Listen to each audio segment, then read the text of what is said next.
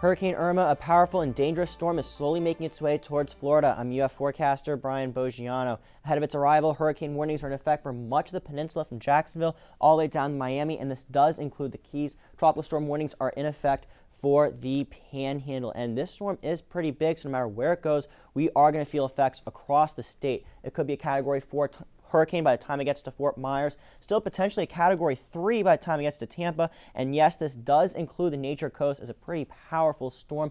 Moving out of Florida by Monday is a Category 1, and then it will move into the southeast where it'll be a tropical depression and it will dissipate. But before that happens here in north central Florida, we could be dealing with tropical storm, even hurricane force winds by Sunday afternoon going into Monday morning. And the wind's not going to be the only threat. We could see 5 to 10 inches of rain, even some flooding in low-lying areas. And with those rain bands, we do have a chance for tornadoes, and some of these can come up with little to no warning. We have seen that already with this storm, especially in portions of South Florida. Now, in terms of the winds, we are going to see tropical storm force winds by the afternoon in north central Florida, potentially hurricane force winds by Monday morning. Winds could be stronger, though, if the center is a little bit more east. They could be weaker if it's to the west, but regardless, we could see tropical storm force winds Sunday into Monday. There is still that hurricane warning in effect, so winds 50-60 miles an hour are not out of the question here in north central Florida. Also, we could see about 5 to 10 inches of rain, which could lead to some flooding, 6 inches potentially in Gainesville, Lake City close to 7, but once again, this could change depending on the track,